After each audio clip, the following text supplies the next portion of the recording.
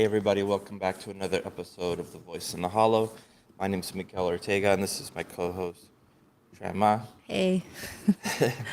So what is this? So we're doing a weekly vlog documenting the process of making a short film entirely in Unreal 5. It's stylized, animated, super violent eventually, and pretty cool story about two sisters in like a fictitious Africa. It's all done in Swahili.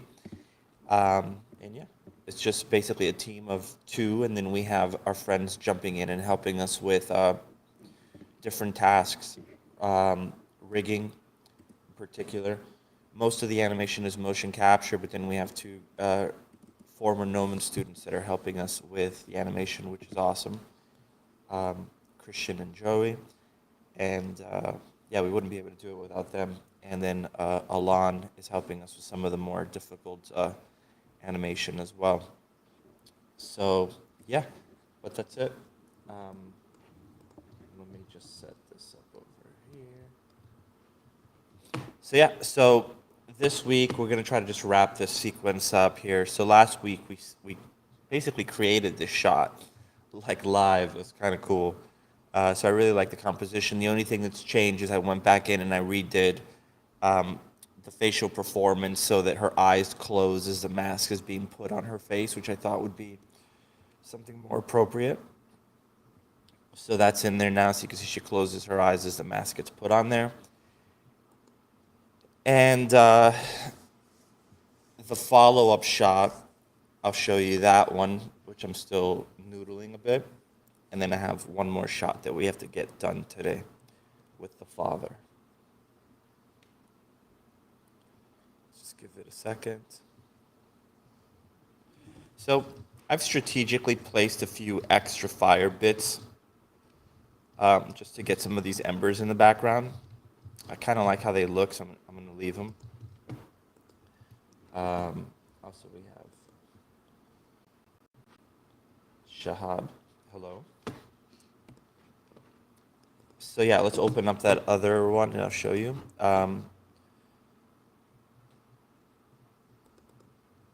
So I needed to figure out how I get this mask on her the quickest way possible editorially and not have to deal with a lot of like crazy custom animation. So we we had shot a music video a while ago that had this really ornate mask with all these straps on that we had to get on this actress really quick. And it probably would have taken two people like 10 minutes to put this mask on someone. So what we did is we just basically had the person putting the mask on, the actor, just cut in front of the camera and then get out. And then you would just have the mask already on there. And then your mind would just think all that happened off screen while it was covered. So that's exactly what we did here. We just had him come in, step out, and then she's there wearing the mask. So we're going with that same exact thing. And let's take a look at it in the edit here.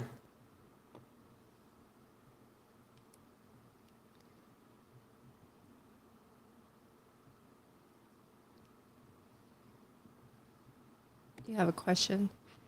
What's the question? It's for you. It's about compositing. So let's see. So, hello.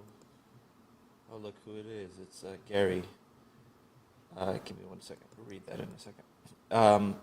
Does after rendering Unreal, are you going to composite in another software? Yes, we're going to composite it in Nuke.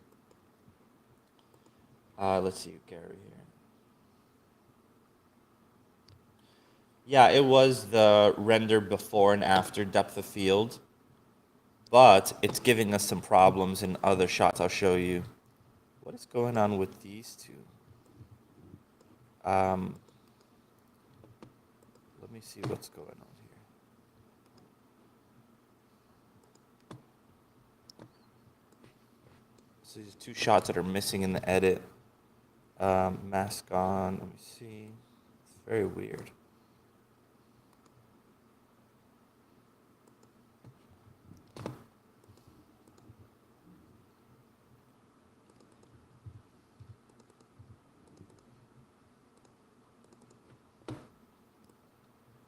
So there's that one, and let me just turn this one on. Very weird that these are not linked. Mask on the side. Oh, I think it might be because I know what it is. I changed the name of the directories because they were getting a little confusing. That's what it was. Okay.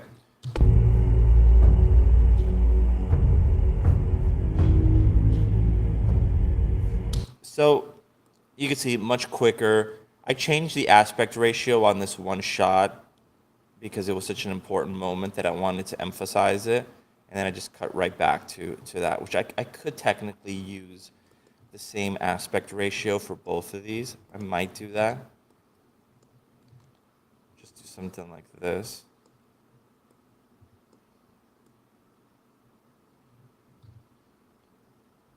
And then come back to, yeah, I actually might do that. So let's just keep that. I also need to put my color correction on these, which I don't have. And it's this tool called Film Convert Pro. I'll show you like some basic stuff with it. So what's cool about it, I'm going to just copy it and paste it onto this one. Here. So this doesn't have it. Okay. So you have basic stuff like your exposure settings. You have your temperature settings. So here you can see I could make it cooler. I could make it warmer. Okay. I actually want to make it a little bit cooler because there's so much warmth already in the image that it just kind of adds some nice purples and stuff like that. And then here you have all these different film stocks. So you can see right now we're using FJ, which is Fuji. And you can come over here and just go through these, and it's just basically giving you a LUT for these different film stocks.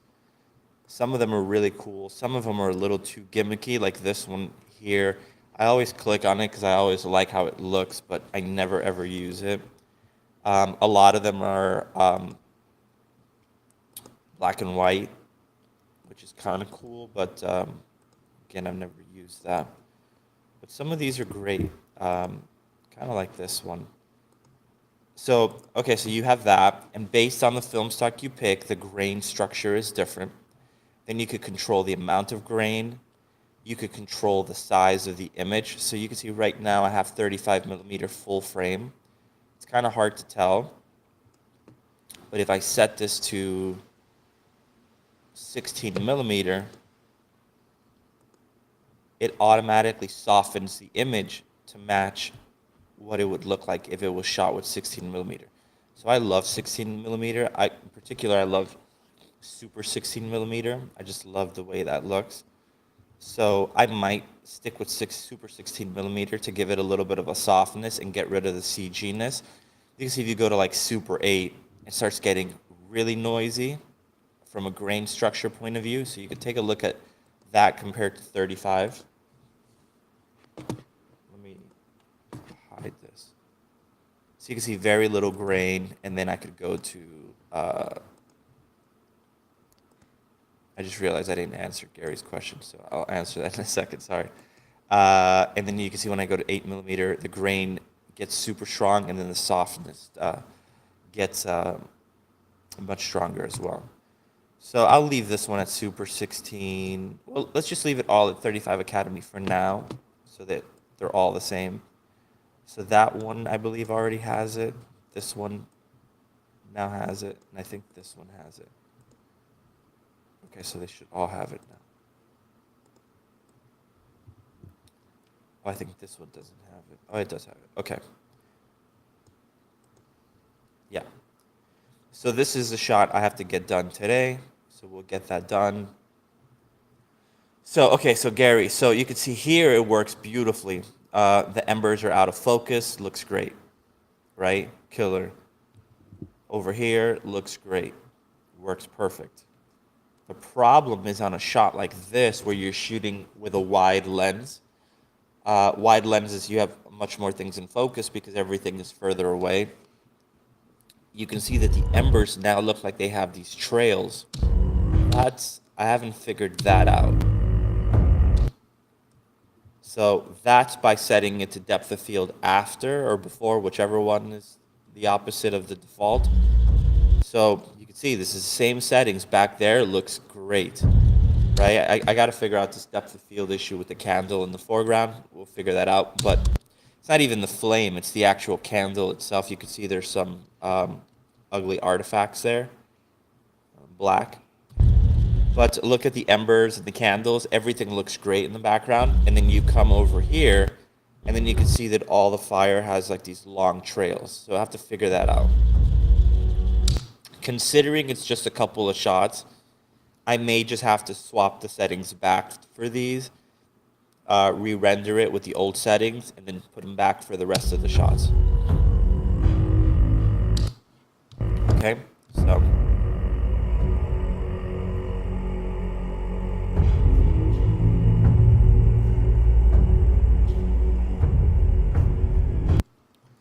I really think I could probably cut a little bit earlier here, like right there. I think I'm taking a little too long here. So let's take a look at that and see.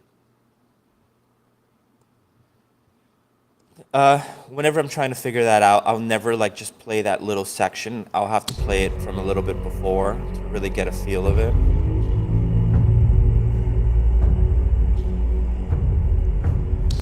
Yeah, and I feel like right there. I know it doesn't seem like a lot, it's just a couple frames, but it makes a difference. So let's just grab all this stuff here.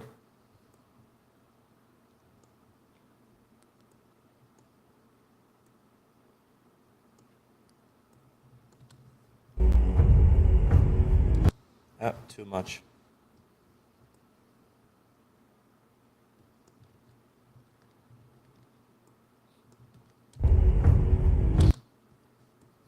Again.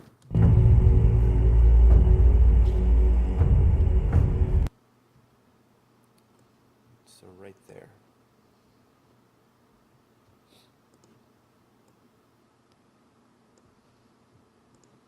Let's grab this guy here and shift it over.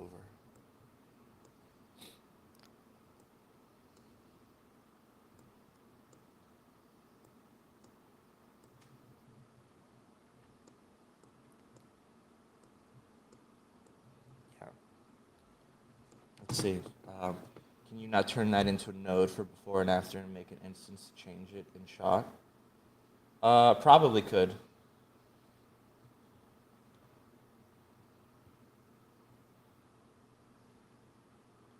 So Shahab is saying, Tran, texture and shader looks amazing. Please put more detailed breakdowns. So they want to see your more texture breakdowns. I did that a couple of videos ago. I don't. Yeah, but they like it. That's good. Okay. I can do that in the next thing.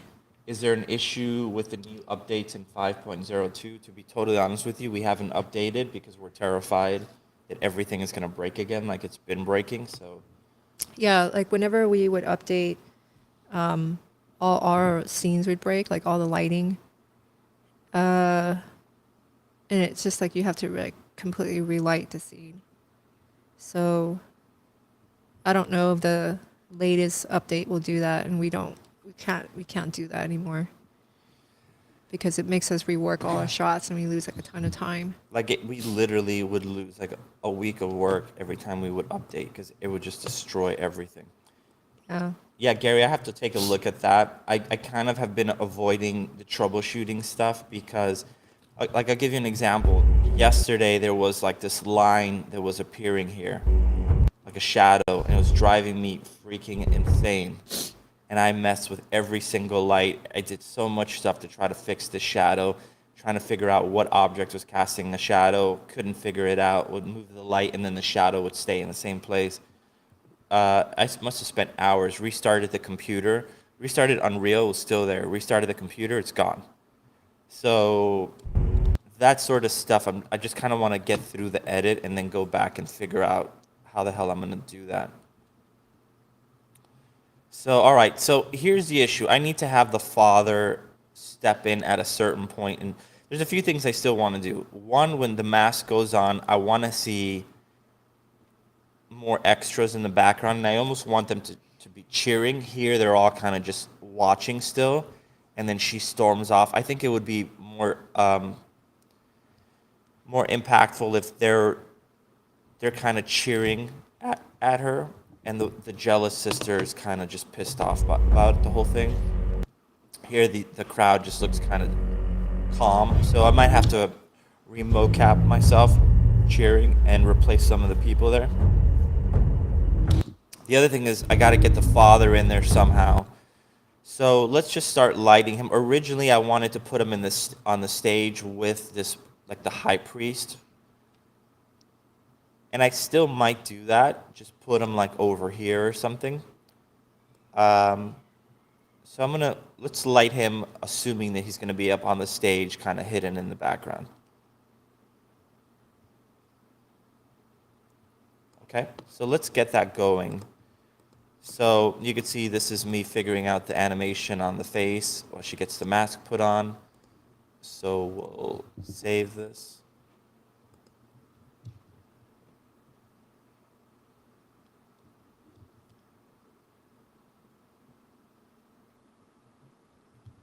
And let's just get to the father shot. So we'll light that and create that shot here. So Dad Sikoa.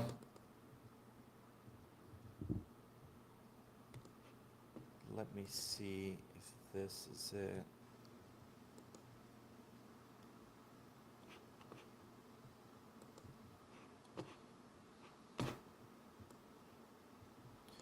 Okay, so I have to, this was actually sent to me by someone, because Christian actually emailed it. Do you want to go through like some of the variations of the mask that you've done? I can. It's mostly, that's like a substance thing. Yeah, that's okay. Can you do that while I open this up? Sure. Let me load up. I just have to download some stuff real quick. Hold on. Substance just crashed.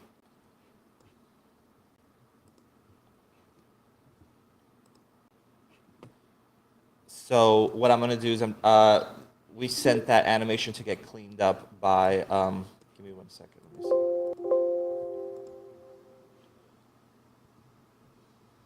Oh, that was you. By our animator, and he has sent it to me, but I do not have it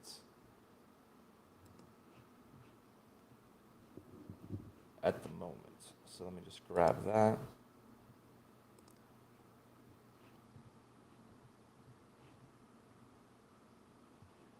If anybody has any questions while we do that, this is a great time.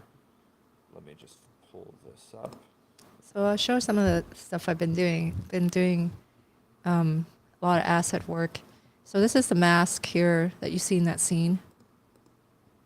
And I just want to just break it down. What I do. Just hide these layers. And I am in substance. Okay. So here's my first layer, just the base wood, which is basically nothing. My low mesh actually doesn't have all this detail, right? So I have a lower version mesh. Let's see, let's show the wireframe. It's a bit high. That's how our models have been a little bit higher to support the shape because we're not using any kind of displacement. And then what I do is I'll go to my texture set settings, and in here I have like the high version of the mesh, which is what I sculpted in Zbrush, right? And then I bake it, and then it shows me this more detailed version. And you can see it under the mesh maps, what my normals look like just from the bake, like this.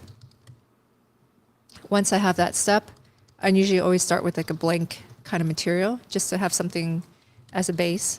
And then I got this wood material from online. So I just purchased it from the substance store. Here's the question. Do you use Photoshop to make alphas for substance? Yeah, absolutely. I do that all the time. Whenever I need any kind of alpha Photoshop is just the best choice for it. So I have my base wood here. And then I start doing all these other textures. So it's a pretty complicated setup. I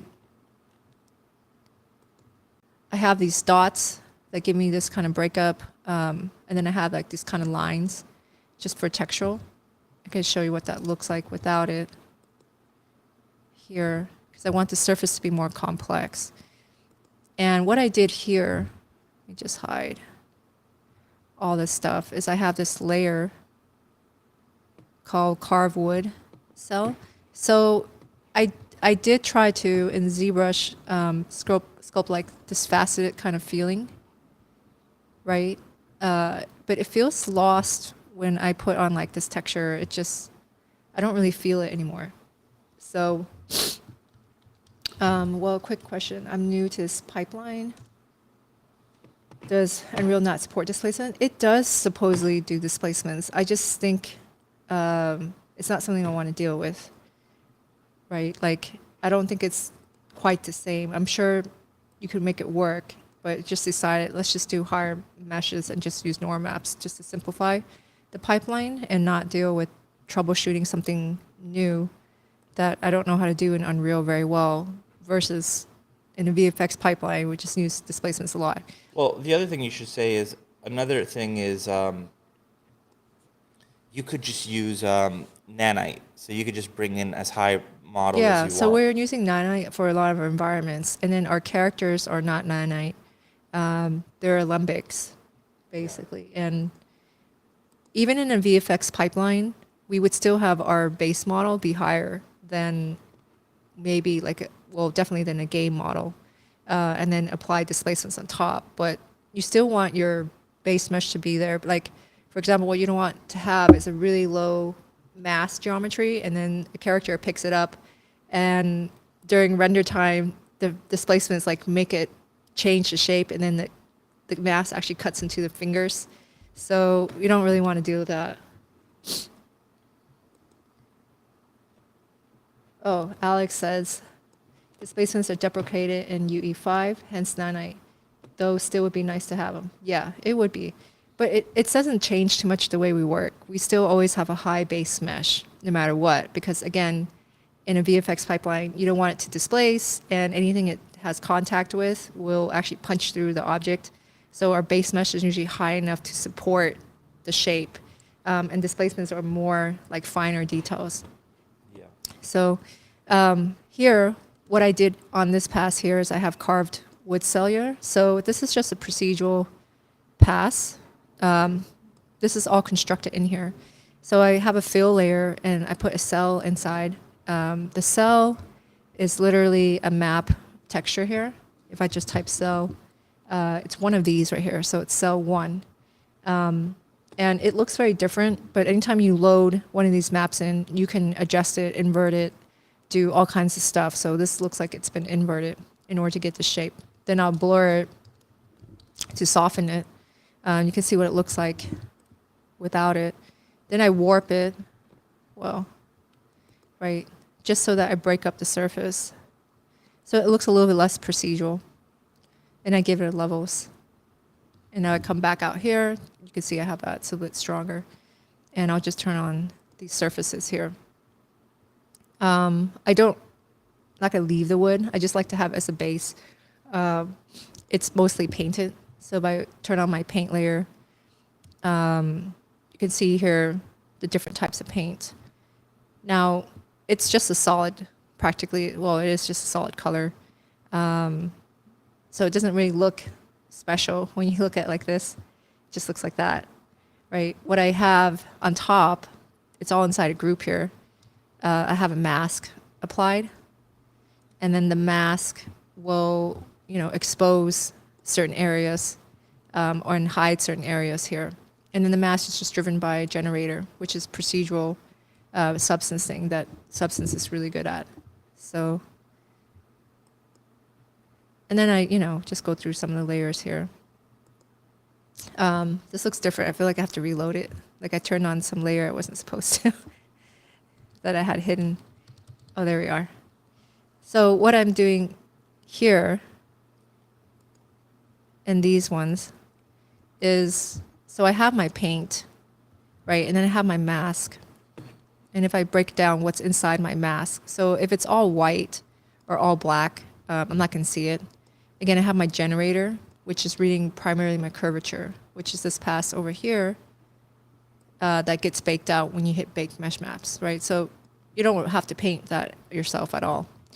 Then I'm just color correcting it with levels, right? And then I'm adding these spots here so that wherever these dots are, which are the dots that you saw earlier in my height, there won't be any paint. And the same thing with these spotted pattern too, because they don't really show up in the height so much. Then I have the mask editor, which is just reading the cellular height right here, right? Masking out the edges. And then I'm just breaking up with a fill, just to fill back in certain areas. And then I get this kind of result, which is a little bit too much. But I start correcting it as I go. Now the paint is flat, so I have a separate fill that kind of lifts up the paint. It's very subtle. And then I just start filling in some of the colors, like the spots here and here. And then what I start doing here is I feel like I just overlay my normal map, like literally, which is kind of maybe a weird thing to do. It does this effect. And the normal map I'm literally layering on top is this one.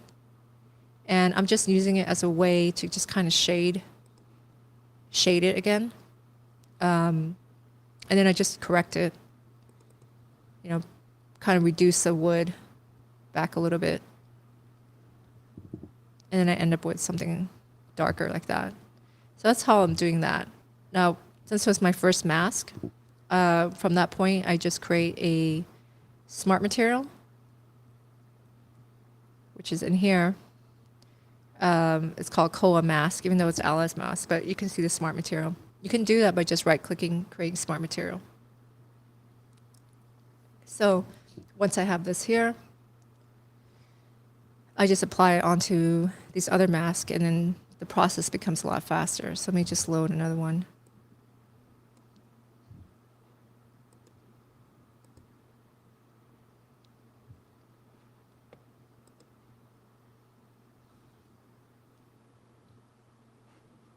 So this was the shaman's mask. So his base started out really similar, right? All I do here, which saves me a lot of time, is I just drag that smart material on top, and I just come back and make my own adjustments and paint on top of it. But this is, what he looks like, which I love what he looks like. Well, Miguel laughs at him. I do, but in a good way. He's funny looking, I guess. So, well, that's how he looks. And now I'll show some of the other extra ones.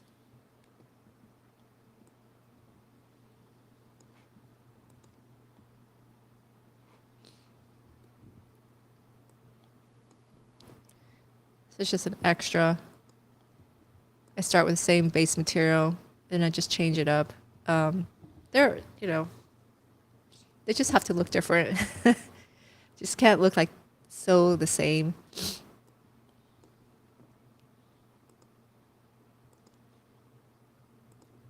Here's this one here. It's just a different one. They all have the same base mesh. UV is modified. These ones are for the males. So the faces are longer.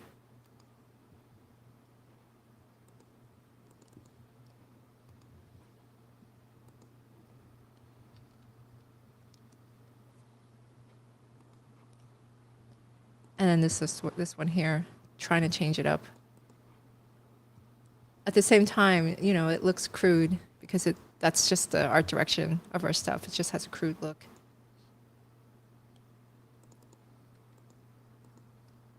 Oh, that's nice. Thank you, Gary. Tran, love doing the substance stuff. It's my weak point. I've bookmarked all the substance bits from last 19 weeks. Well, I'm glad you find it helpful. So same thing here. They all are based on the smart material. They still have the same setup here. Once you kind of get your head wrapped around it, you can start doing more advanced stuff. But hopefully, all the stuff I'm saying helps. So it's nice to hear that. Yeah, Tran always thinks that she's boring you guys with. Oh, I totally think like, who wants to see this? Yeah. So here, okay, you want to see it. So how are you doing? I still need a couple more minutes, so if you want to show anything else. I mean, I'm doing the most boring thing right now. I am using custom vines. So, I have like a lot, like this is the hole that she falls in. And this is just a placeholder for Koa. She's right here. That's probably not going to be her final animation. It's just some pose that she's in. So I've been doing all this Vine stuff, right? So I have stuff that's generated from SpeedTree, which I think looks pretty cool.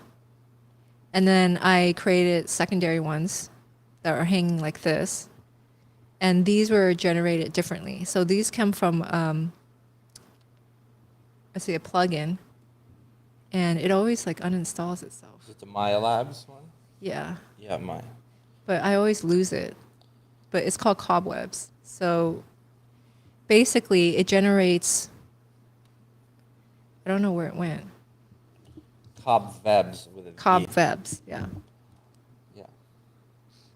The substance used for movies, substance is pretty universal. Yeah. It's used for everything, for video games and movies. In film, you still use Mari because it supports more UDIMs. And substance is not very strong when it comes to that. Okay, so I have it in here in my 2020. Just give it a second. And I'll just load this up.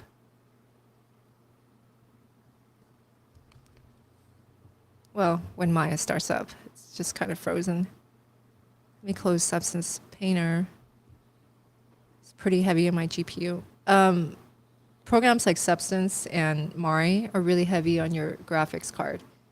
So, if you want to do a lot of that type of stuff, it is a good idea to have a good graphics card, especially if you're going to go into Mari.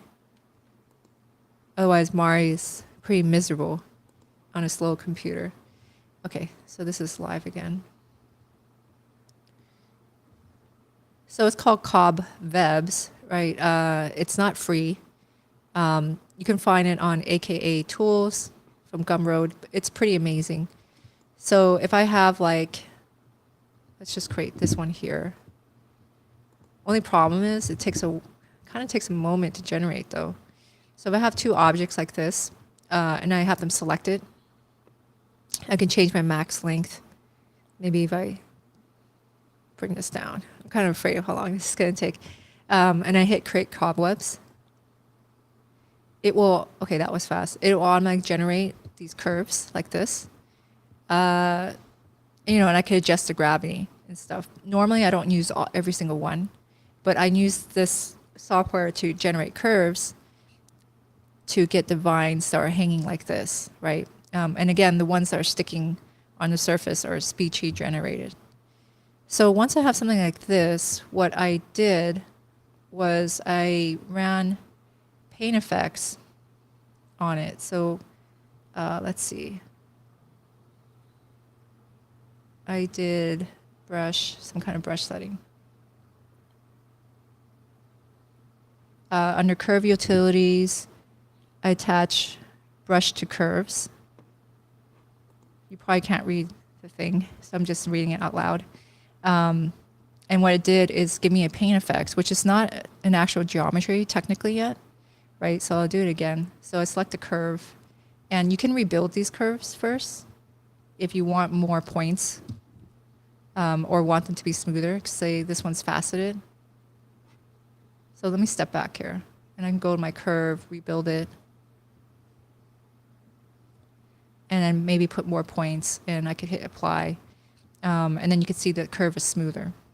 Now, once I have that, I'll go back to generate, curve utilities, attach brush to curves, and it'll give me this.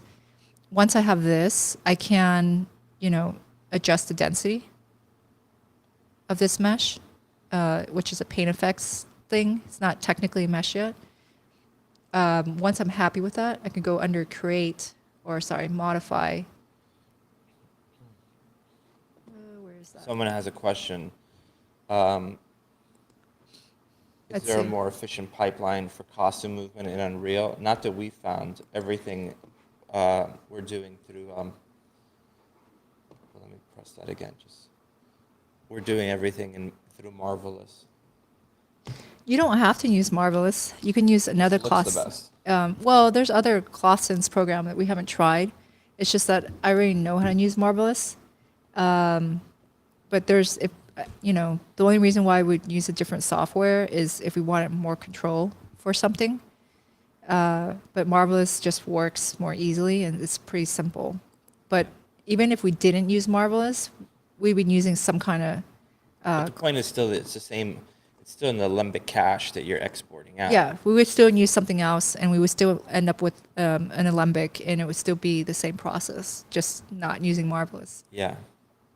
Let me jump back to this. Once I have this here, I'll go to Modify, Convert, Paint Effects to Polygons, right? And I don't want it to be triangulated. So you can come over here, put quad output, hit apply, and then it becomes, a piece of geometry, right? Technically now it's a polygon. And then I'll take that and then modify it in Zbrush, get some other look. But yes, now what I'm doing here are these custom ones that she's actually interacting with. And these are a bit heavier, but they kind of need to be. I don't think they will be super difficult to rig, but it does need to be rigged. So I'll probably have to go back, I don't know, talk to Miguel about some of this stuff. But it does need to be heavier mesh just to support kind of the detail. We don't want it to be like clean little tubes, but it's a slow process. So that's what I'm doing here. So, yeah. How are you doing? Yeah, I could start showing some stuff. Just give me a second. I was just making sure this was going to work. One of the things I do, I guess I could show. Let me just go into ZBrush. Okay. So I modeled these in Maya just manually. And then what I did was I tried to divide it evenly so that when you sculpt, you have nice, even sculpt. And you can see when you're looking at it, it's just even tubes. So what I started doing, just for time, because it does actually help, so I just divide this up a little bit, is I use the surface noise here. So if you go under surface, under tools, under surface, you can select noise. And I'll just zoom in. And what I do is I change the scale to be pretty large, and it looks really weird. And I'll decrease the strength. Set it pretty low. Say something like that. And I'll say, okay. And then what I do is that you can see that there's a noise applied, but it's not actually applied to the mesh. It's just kind of like a preview. If I hit apply to mesh, it will apply. Maybe this was too weak. Let's make it stronger. And what that does, once I apply it, is it gives me this kind of breakup. So it's making other areas thinner and smaller. And if I think that's too much, I can just go back here and just reduce the strength and hit apply. So I do this a lot, and this kind of just helps me get started on it whenever I'm doing these kind of vines. Otherwise, I can spend a long time. The next thing I would do is I have very basic UVs already set up here. So if I were to show you,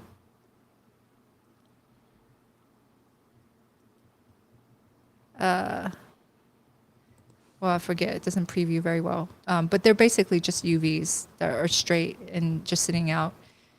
And then I'll always come back here. I'll import a texture.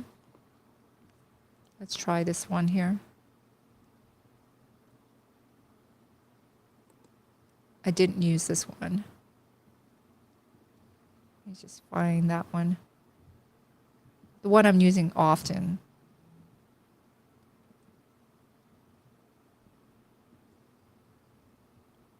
And these are all Megascan stuff. So this one kind of has like a chord kind of look. I'll flip it because everything has to be flipped vertically in ZBrush, just for ZBrush. Hit Make Alpha. Put a new texture. Go my displacement and then load this up. And you can see what that looks like. So I can preview it like this and adjust the strength. If I turn on mode, it will actually show me what it looks like, but it will be very slow. So if I hit mode, you can see what I'm going to get three-dimensionally. It's also too low. So usually I'll divide this up. I'll keep it low just because sometimes it takes a long time. It's just kind of more like walking you through the steps than spending the long time it takes. Once I'm happy, I can hit apply. And you can see how that's applying to my mesh. Now my mesh wasn't very high. If I show you the final one, which is this one here, and this one was applied at 19 million, you can see what I get here, right? And now I'm just in the process of re-UVing it. So that's what I'm doing inside of Maya. And then I could re-sculpt it, and then I'll just push it through texturing. So it will get through Substance. Not very exciting stuff. Pretty exciting. To do vines? No. I don't know. I feel vines are a pain in the butt. So, yeah. Everything that's like natural is a pain in the butt, and no one cares. Because I always say, like, when we were working on Thor, we had some of the best modelers in Canada, and they couldn't model rocks for shit. Like, they couldn't model a rock to save their life. Nobody, except for one guy. And he became the rock guy. He became the rock guy. It was probably miserable. Luke Wakeford, he made the best freaking rocks ever. This is before like Gaia and stuff like that. And everyone else just completely crumbled. And if you do a great job on a rock, no one cares because it's just a rock. But if you do a bad job, they think you're an idiot because how could you not model a rock? Rocks are pretty hard. They're easy to make mediocre. They're very hard to make look natural. So at least he has a leg up on Scissor Guy. yeah, which one was Scissor Guy? I don't know. Who was Scissor Guy? There was a guy, I'll tell you this, there was a guy that we hired at Digital Domain, and we like had nothing to give this guy. And we're like, dude, you know what? Just model a bean. It was for Jack the Giant Slayer. Like, just model the beans. And to this day, it was the best freaking bean I've ever seen in my freaking life. This guy moved up so fast because I'm like, oh my God, is that an amazing bean? I remember. He did move up. Everything he did was really good. Everything you He gave went this up from guy. a bean to a purse.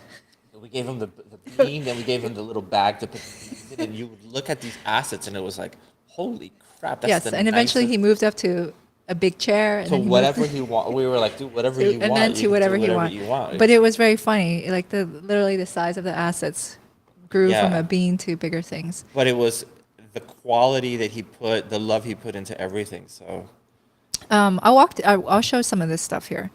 So I kind of talked about this before, but maybe I don't think I explained things very well. Now, I don't explain things well on the fly, right? Like Miguel is just really good at that type of stuff. So he's awesome. What I have here is how I set up the generation. Now, this is actually based on geometry inside of Unreal. And I've covered it before, but I think maybe not very well. Now, I obviously don't want to grow vines and have the vines not work around this mesh, right? Because then it makes no sense and it's just going to crash through it. So I usually will just select, let me hide these vines here. Okay, so this is like the rock layout. I'll basically select whatever I want the vines to grow on, right? Just shift select this. So I'm holding shift, click, click, all of these, right? And I will do everything I need. Once I have that, I will go to, and I don't know, like my head's just blanking out. I'll go to actor, merge actors, merge actor settings here. And then I'll click pivot point at 0. This is super important because it's not going to show up in the same spot, and then you'll have vines, but they'll be off, and then you'll spend your whole time trying to move the vines back in place, and that will make you crazy. So I select pivot point at 0, then I'll select merge actors, and then I'll select the folder, and it will take a moment. So I won't process that, but it's just basically pushing a button. That will then give me, inside the cave interior, it gives me a new static mesh like this. So this is the one I did, right? And then this model was really huge, so it took all that, but this is actually the hole here. Now this is, once I have this, all I do is just right click and under asset actions, export, and I'll export in FBX, and that gives me that mesh. What I did afterward is I just wanted to decimate it because it's too high for SpeedTree to bring in all these objects, and I also trimmed it. So I brought into Zbrush and dynameshed it and just decimated it. So that gives me a lower one here, and you can see I cropped off all the other stuff in Zbrush. But you know, all that matters to me is not the actual geometry being identical, just the shape of it is. And once I have this, my graph got weird. I imported it in just as a kind of a placeholder, and I did these hand-drawn trunks, right? So I just hold space, and I drag up, and it gives me something like this. And I get these points. These kind of take a while to make. Just to place the points kind of feel tedious. I feel it's slow, right? I wish this process could be a little bit faster. But I'll place like a vine like this and have my end point. I need more points in this because there's only 2 points, basically the root and the tip. Now, if I select this point, I could add one before. If I click before, I have to do this with a mouse. The tablet doesn't work, which is pretty annoying. You can see there, it gives me a point. So I'll have something like that. And you can see I placed all those. I'll just delete this guy because it's kind of ugly. Then what I'll do is I'll draw these other ones. So these are also done the same way. And they're just growing off of that. So now I have like my network, right? What's important is that they kind of stick to the surface and they get me all around this mesh. I don't have any really big blank areas. And then I'll create standard generators, which are just basically these right here, right? And then this one will just be procedural. So I don't have to place any of these. What's important is that they just stick to the mesh. So I have this mesh underneath, which is turned to a mesh force. And the mesh force just makes it attract and obstruct. So as long as my forces are on, you can see it's just sticking to the surface. So if I turn it off, it will just shoot up straight in the air. So this is how it looks procedurally. And then this is how it looks when it's attached. And you can see my force is applied pretty strong at 1, which is like 100%. And then I have my root and my tip forcing that. And these are the same things. What's nice is the node graph. So I can copy this node, Control-C, Control-V. And then usually I would do something like that and then drop it in here. So then I'm just using the same node which gives me all these presets and just adjusting them. I won't do that here because sometimes when you do that, it's really strong. But you can see all my other nodes here. They're basically the same node, just slightly modified. The longest part is just to lay out these guys. And then you can see this procedural stuff takes me pretty far. And it looks organic. It has different size variations and everything like that. So that's how I'm getting that one. How are you doing, Miguel? Good, I'm ready if you want me to. Yes. Okay, just let me open up Premiere. I just have to turn it off every once in a while because things get slow. All right, so let's see what we have here. Okay, so before we do the father thing, I'm going to do something real quick that I've been wanting to do. So on some of these shots, this one in particular, well, let's just take a look at this little section here. So, okay, she walks out of there. We got these guys. We got to swap out some of the masks so they don't all look exactly the same. So we have, as you guys saw, the variations Tran did. So I want to put some extras somewhere here. I tried lining them up here and it looked really creepy, so we're not going to put them right there. But I want some of them, maybe even like not lining them up. Let me see what's going on here. Not lining them up right here.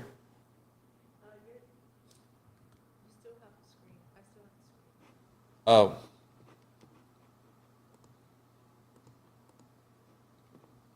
So can you give me the screen? There you go, okay. All right, sorry about that. So, okay, so these extras all look the same. So we want to swap them out. And here, put some extras back here. When I lined them up, I mean, would that be parallel, I guess, to this like hallway? They kind of looked weird. But I just want the feeling of more of the crowd. So they're there, but since the camera's so strong, you barely feel them. So here I want to start seeing some of the extras creeping in. So we did another motion capture shoot this past week. And that stuff always takes a long time to get everything going.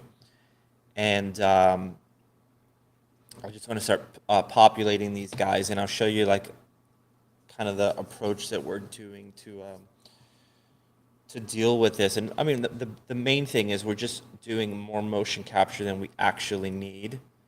And that way I could offset it inside the timeline here and get more variations.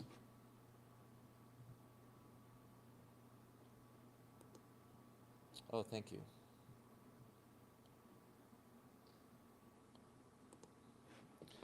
So just waiting for this one alembic to come in. Like my life is basically just waiting on alembics. This thing has replaced rendering with importing alembics. So yeah. And the reason why it's taking a long time, just so you guys know, so the bodies are inside already, and the clothing is inside, and we have a bunch of variations. However, the bodies can be replaced with like a simple texture, but the masks need to be completely different. So I ended up caching out the same animation with all the different mask variations so I could swap any different mask at any point. So that's coming in a second. Yeah, again, sorry for these delays. This is anybody that's worked in this field enough knows that this is the reality of It's a lot of waiting. It's a lot of waiting. We have pretty fast computers too, but it's just these alembic files are massive. Yeah, actually on Miguel made a joke of it, but it's totally true. Alembics is our choke. Yeah, or opening a file that you haven't opened in a while, or in a new computer. Like Unreal files are just astronomical. It's just you're dealing with. It almost feels like hard drive technology has bottlenecked the entire process now, because the transfer speed of things is just not fast enough. So I did get a RAID drive system that ScanDisk had sent me for just they just wanted to support us, and they sent us like a really nice system. But it's a Thunderbolt, and I haven't figured out how to install that yet. So damn, I wish I would have just imported this crap last night. What's the last one? There's only 3 masks. Okay, there we go. All right, so let's grab the body, the clothing, and let's just do mask B. And I'm just going to drag it in the background here.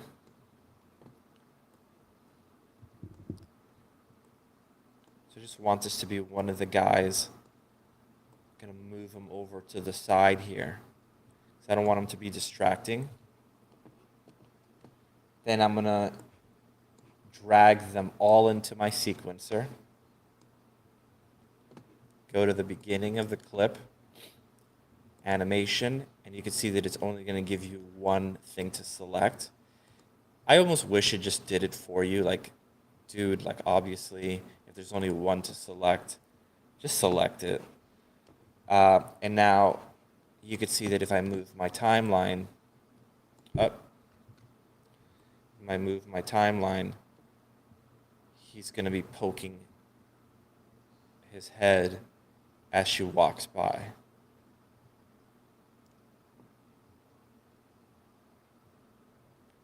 Okay, let's see what we have in here. So I'm just going to kind of shift the animation around. I kind of like that more. I think that this one is a little too much. So you see I have a lot of frames. So now I could do this.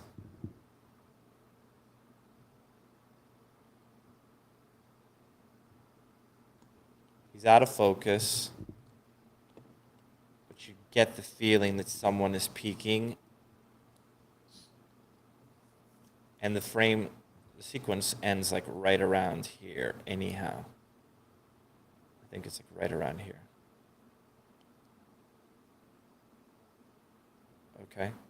I think it's silhouetted enough. Reads pretty good. Okay. So there's our first extra. So I have these really well organized right now. So you can see I have extra A, extra B. These I don't have the masks in for them, and I'm not going to do it right now because we'll just be waiting for masks. I'll grab this guy, drag him back here.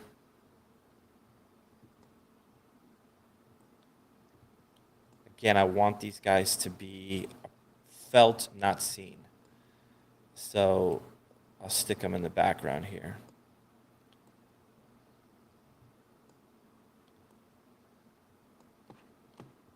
Let's grab them. Same thing. Drag them into sequencer.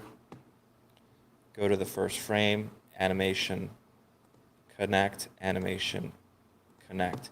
So now you could see this bar here is basically how much animation I have. So if I play this, you can see he doesn't have a mask, so I'll put the mask in there later. I don't like that movement he's doing there. So it's not a big deal because I have so much animation. I could just select those 2 parts, the body and the clothing, and just offset it till he's doing what I want him to do.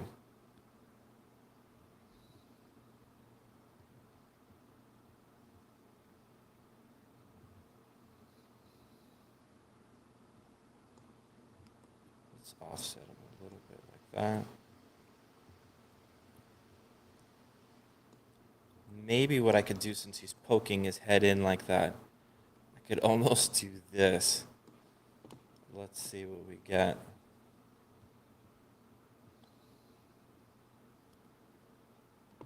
Kind of like that better. Okay, great. Let's grab extra number C. And in terms of like getting the mask to line up later, it's super simple. If I just grab any one of these guys, go to my details. Where is my details? Right there. And I just come over here, copy, select the mask and paste it, and it'll just place it in the exact same spot. Thanks, Alex. All right, so let's grab. It's a quick question. What is it? Can you remind me of the software you use to edit deformation errors and Alembic exports? You know, the workflow nobody mentions. Isn't that Mush 3D? Yeah, it's Much 3D. Yeah. Shot modeling. Yeah, yeah. So here's this guy here. Again, I want him felt, not seen. So I'm going to stick him. Like, this is the way I kind of see it. Is it's not like a wedding. It's like a graduation really, initiation ceremony. I don't want them. They don't want to be in the way. They want to just be observing. So let's do that. Let's play that and see how that looks.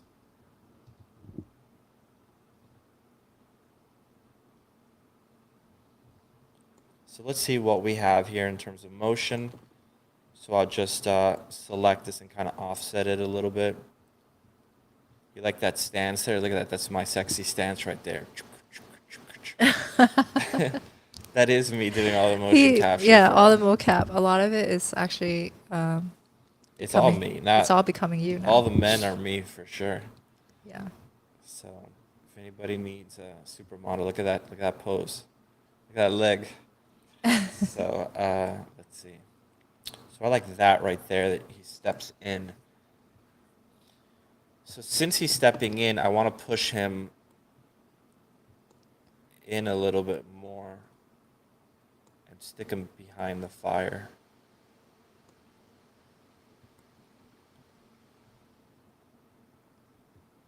He's probably going through the ground right now. So I might have to do this. All right, so let's try that.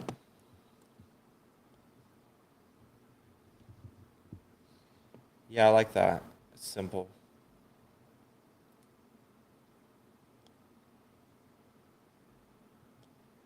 And where's this guy on the left? I think he's too lost, so let's get him in there. I think that was extra B. Yeah, let's just get him in there a little bit better. Just something like that. Oh.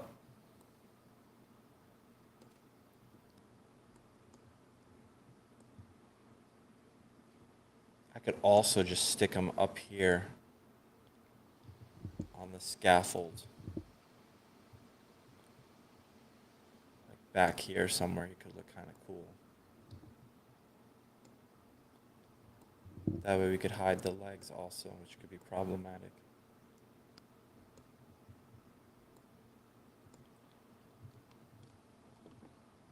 Again, they're all going to have masks.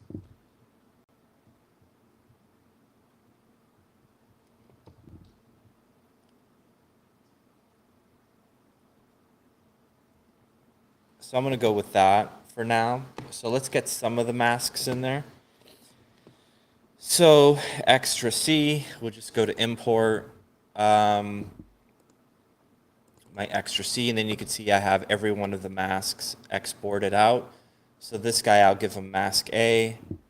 I have my settings already set up here, so merge meshes. This is not a big deal because it's just a single mesh. Base calculation type, no compression. That's important. Import type skeletal.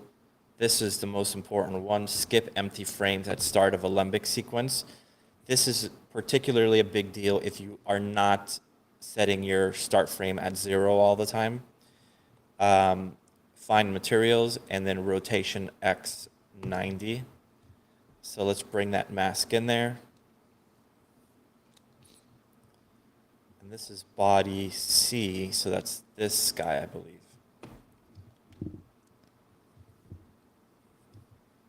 You guys can see the slowdown with Alembics. Like in Maya, when you load in Alembic, it's just like there. Instant. It's like right away. Yeah, well, and there's a reason why it's instant in Maya, because in Maya, it's not actually importing it. It's just reading it. Yeah. This so it's is like, actually converting it to Unreal format, moving it into a different directory, and it's basically saving it. So there's a lot more happening. Yeah, it's just being referenced. Yeah.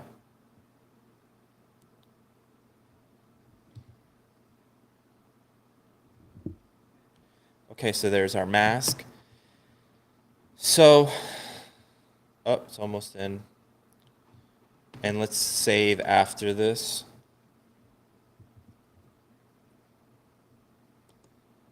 So save all.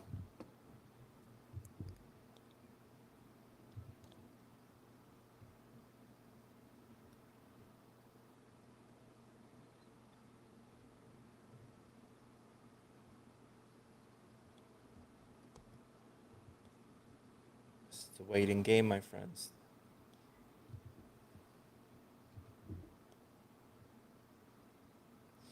So I'll just put the mask on these two guys, and then I'm gonna do the father shot, which I now have. Let's see if there's any questions.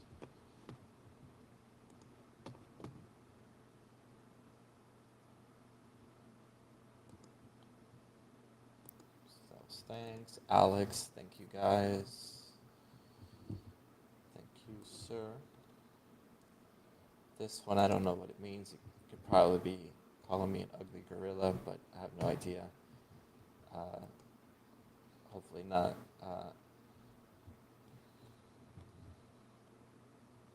Yeah, so let's see what's going on here.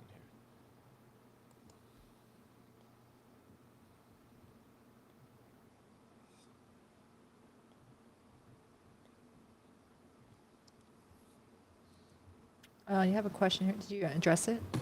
Which one? Is there a specific reason?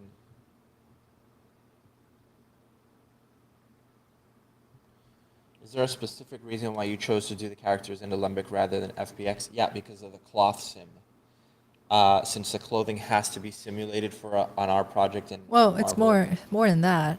A lot of this models have to be shot corrected. Oh yeah, that's actually the biggest.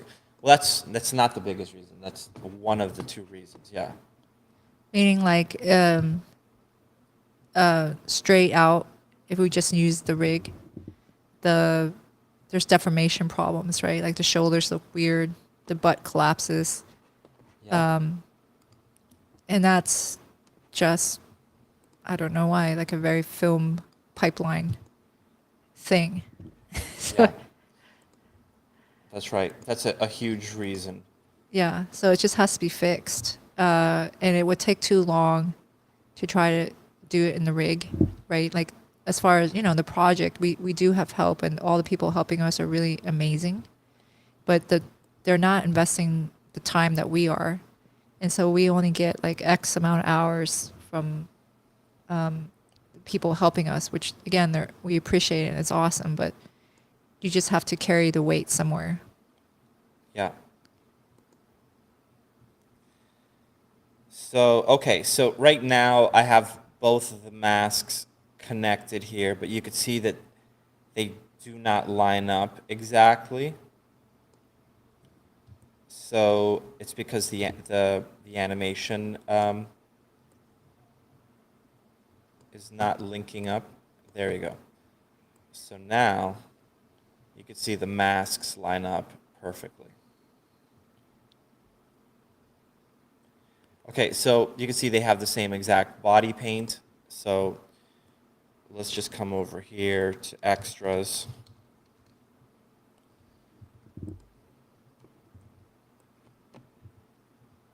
And I have I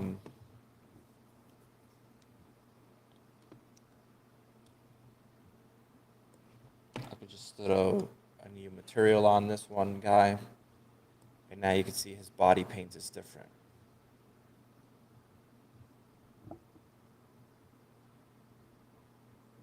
Actually, can't even see any color on him now. So let's see if let's try a different one.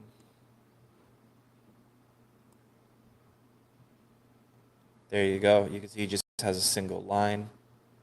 This guy over here, let's just throw a different shader on him. So now they all have a different body paint scheme on them. Okay, let's just put the mask on this guy back here. So this guy is body B. So let's just import one of the masks, so it won't be such a big deal. So extra B, let's bring in mask C, import, we'll just throw them in there, and then we'll move on to the dead.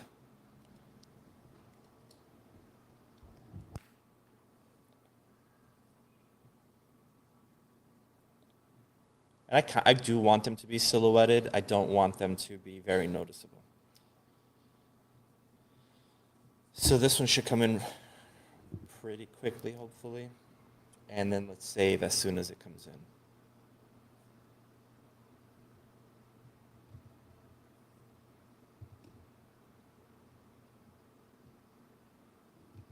So that usually means it's about to be done when it says waiting for skeletal meshes. So 1 second. Okay, so there it is. Let me just save real quick. Oh.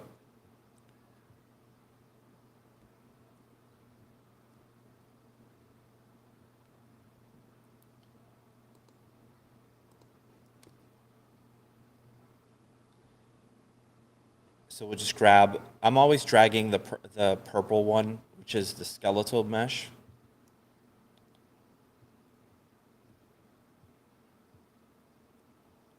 So first thing I'm going to do is I'm going to select this guy, which I have selected already. There we go. And I'm going to come over here to my details and copy the translations.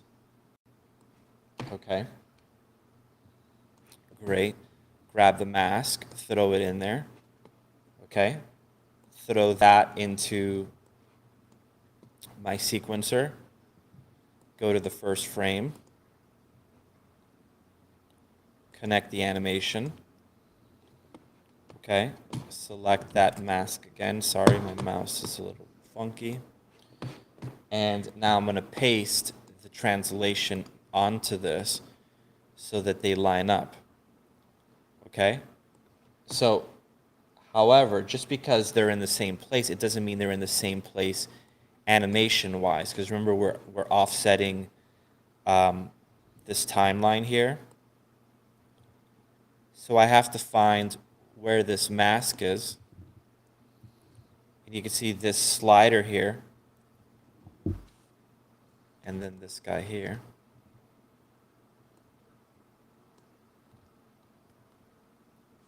So you can see this is the animation for the body, and this is the animation for the mask, and they do not line up.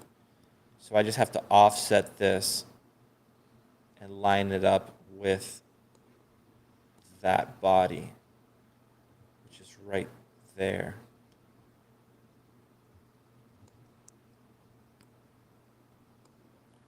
Once I do that,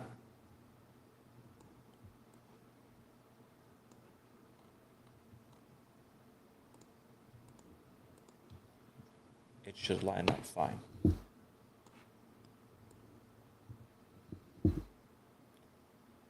Okay, so it looks like the masks do not have any textures on them. And for now, I'm just going to throw, I don't actually think I brought the textures in here, so I'm just going to throw any shader on there for now.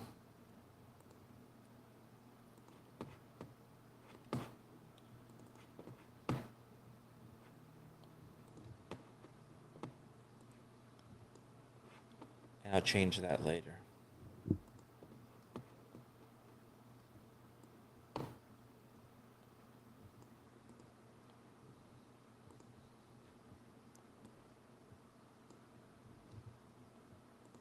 So I'll pop in the variations that Tran was showing you guys later on. And there we have our masks. Let's get rid of the selection.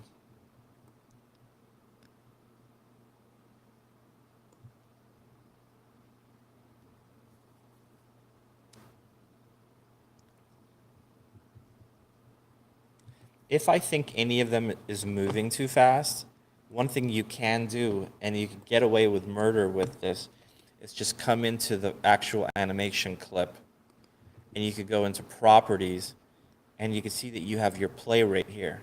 The play rate is currently set to 1. If I think they're moving too much, I could just set that to 0.5, to 0.6. The only thing that's important is if I do it to the body, I have to do it to the clothing, and I have to do it to the mask, so they all move at the same speed. But it'll look like they're moving much more subtle. I do this all the time for background characters, especially if they're moving too much.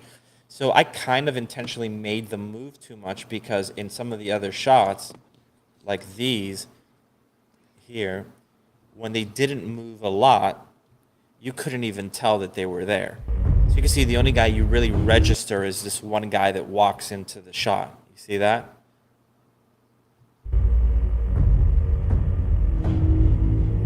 So I wanted big movements so that they actually read. So you can see that's going to look much better with the guys back there. So I'm going to leave it for now. This guy here is feeling a little bit lifeless. I might replace him.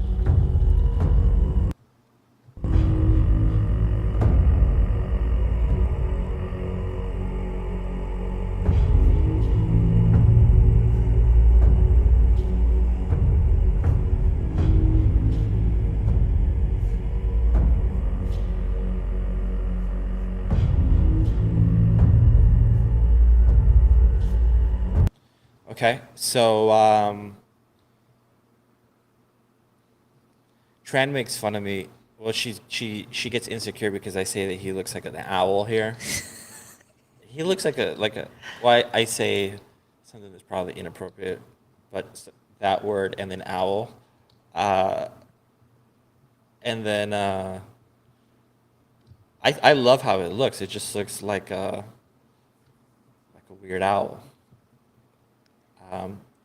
But I think it looks really cool. It looks like something Mignola would have done in a comic. Like there's something really cool about the facets in it. So I love it. I love these masks. You can see we are changing the aspect ratio on these two shots because it's an important moment in the story. And we cut back to that. All right, so let's do the father. So I got the animation from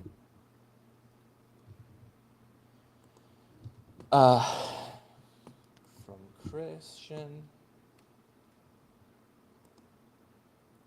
So let me just open that up.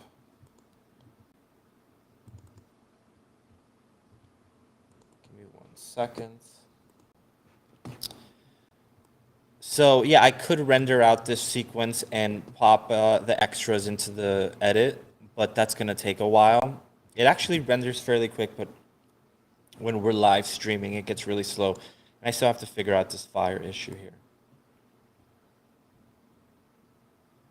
Yeah, this shot, I like it, but I just got to figure out what I'm going to do about the background here. It just kind of bores me, especially when the stuff before looks so pretty.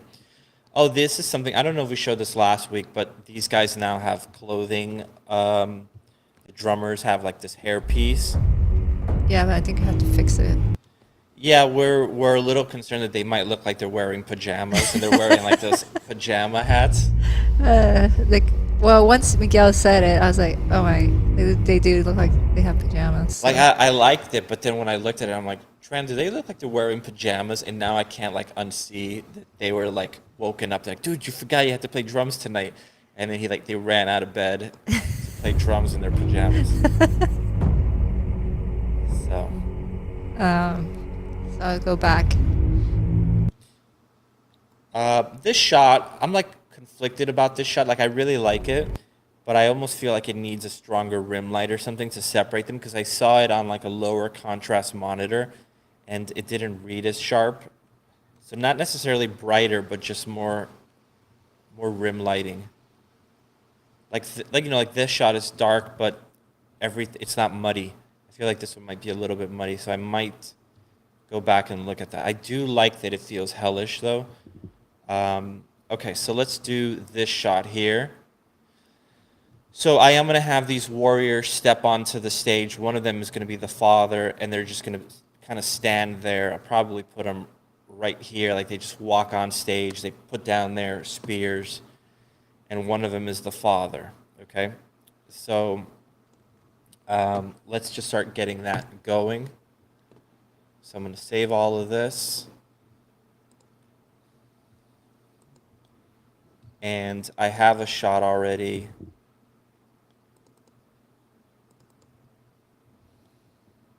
So it's Dad see Koa. I don't have anything set up yet. It's pretty empty. But I figure he's going to be up on the stage, and maybe since my 180 is this direction here, I'm going to probably place him right here. Okay? So let's save that, and let's go into Maya real quick. We'll minimize this thing. And let's run this.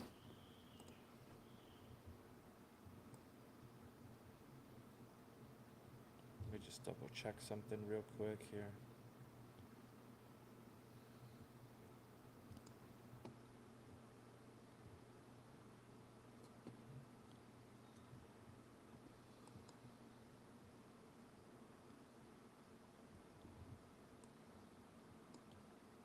And we'll open up that file. So,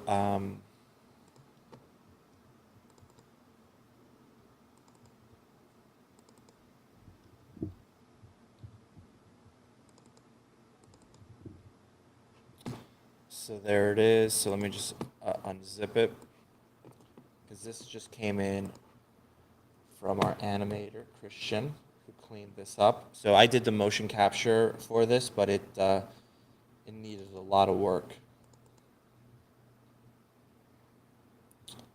So let's take a look.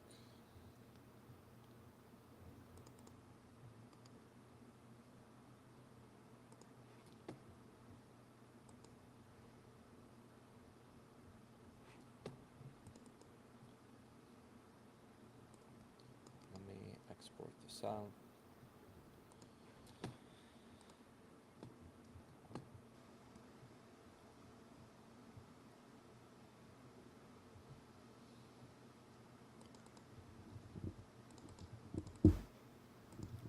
So Christian is a Gnomon student. He graduated, I think, 1 or 2 terms ago. I think 1 term ago.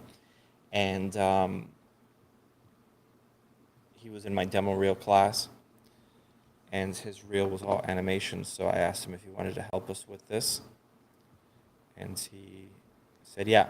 So the face is, I don't have anything for the face yet.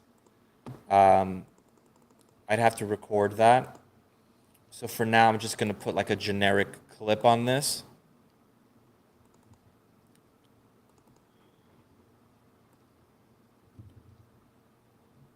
So to just be that for now. So I have to record his thing, but the idea is just like the father sees that Koa leaves mad, and that's just kind of like oh crap. It's like the moment he realizes that one of the sisters is not happy about being left behind all the time. So, okay, so let's get this all going in here. So first thing I'm going to do is I'm going to isolate the body from the helmet, because usually these helmets give me some issues because there's a bunch of constraints there. So we'll have to do a few things here. So I'm just going to cache this out. So I selected everything, not the helmet. I don't care about the clothing being selected. Actually don't even want it. Less geometry, the better. Probably don't even need his shoes. So let's deselect the shoes as well.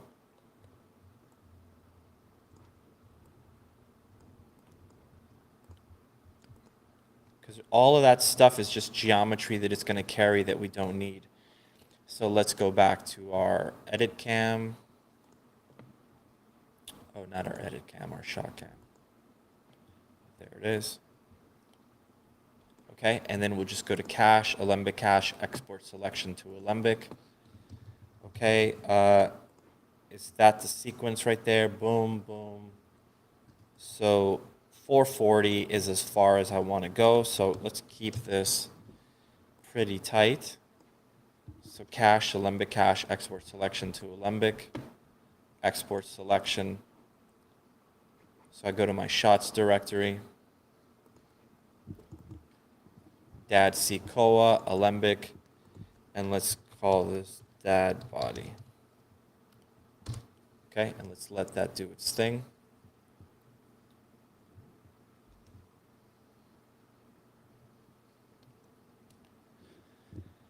So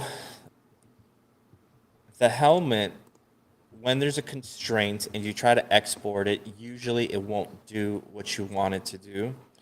So what I'm going to do here, I'm going to try two things real quick. I'm going to just bake the keys out. And then I'm just going to go to cache, Alembic cache export selection.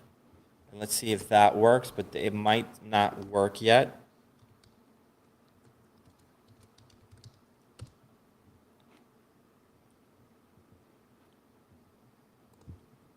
So I'm just going to check real quick, import Alembic.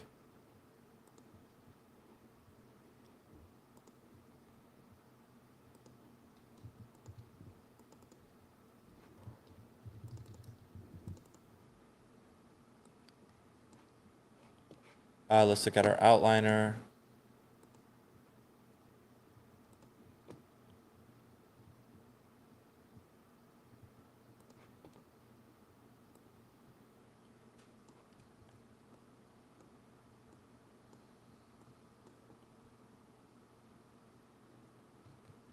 Let me just take a quick look here. I think it might not have brought it in.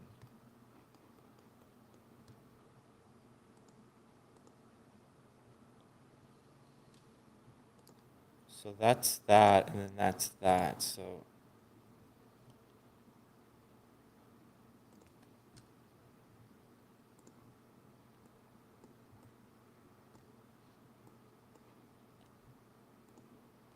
I think it did bring it in. So, okay, so let's bring that into the shot. So I'm going to close my Premiere. Let's go into Unreal for a second. So ceremony, sequence, Alembic. We'll make a new folder for all our Alembics associated with the shot. So this is Dad Coa.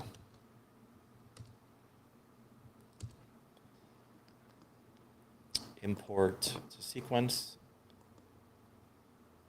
So ceremony sequence, Dad Coa, Alembic. Let's bring both of them in. So the first one, very important, merge meshes, or else you're going to have to deal with all of this independently, pain in the ass. Merge meshes, base calculation type, no compression. If you set this to percentage base, which is the default, it might work, but sometimes you'll get like a crazy spike. Import type, skeletal. Skip empty frames on Alembic sequence. This is really important, especially when you're dealing with this. Like you can see that my first frame that I'm actually using is frame 336. If you don't have that turned on, it's going to bring in 335 frames of 335, frames worth of Alembic geometry that it's not going to have anything that you need. So your file sizes are going to get astronomical. If you have a sequence that maybe starts at frame 800, well, you're going to bring in 800 files worth of the same exact model, and it'll be 800 copies of the body, 800 copies of the eyes, 800 copies of the other eye, 800 copies of each tooth, 800 copies of the skirt, and then your files just get astronomical, and usually it craps out after waiting like 30 minutes. So something you definitely don't want to do. So this was, when I figured this one out, this thing was a huge thing. Find materials. I don't think this is going to help that much here because I don't think I have my shaders properly set up, but let's bring that in anyway. And then rotation 90 degrees, and let's let that, once again, we're waiting for Alembic files, but once we have this in there, we'll be able to... We have a few questions. To light it. Okay, let's take a look.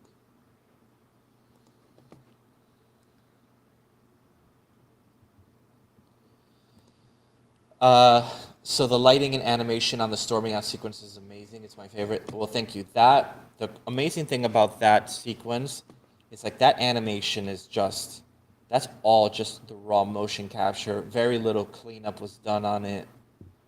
Tran had to work on some of the shoulder stuff, but that was all our mocap actress. So I really like it too. The camera's moving. I try to keep the camera pretty locked off unless it's like a moment of action or whatever, and then I'll move the camera. That way it has a little bit more weight to it. But yeah, I really love that sequence, so I'm glad you like it. Do you suggest Blender over Maya for animation?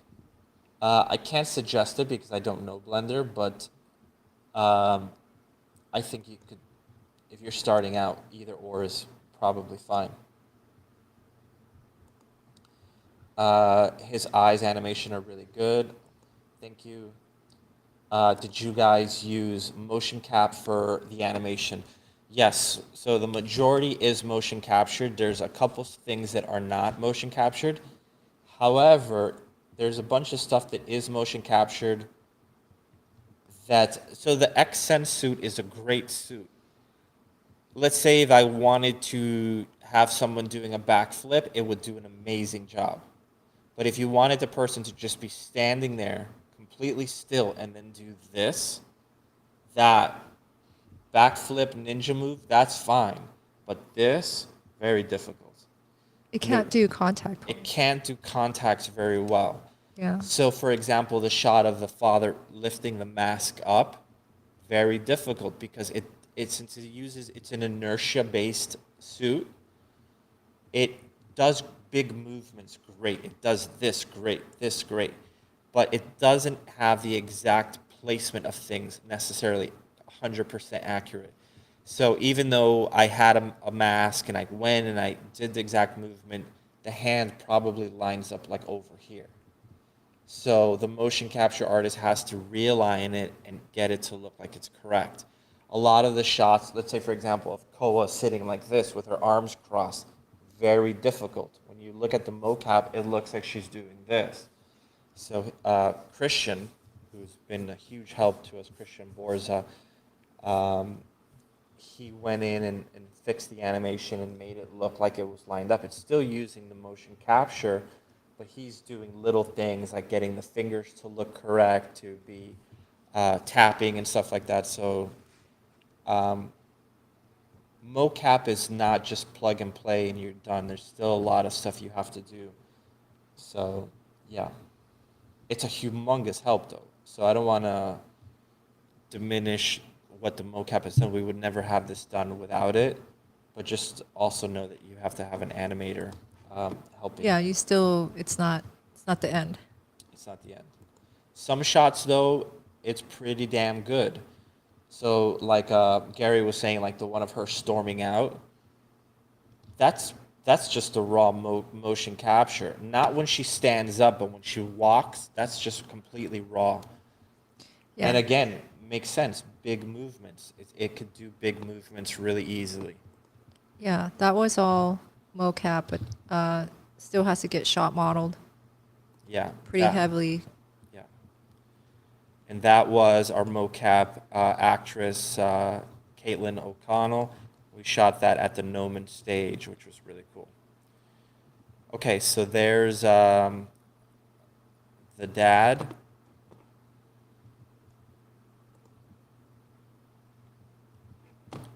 So when I'm framing this, I know that I want this to be a tight shot. So I want it to be somewhere over here.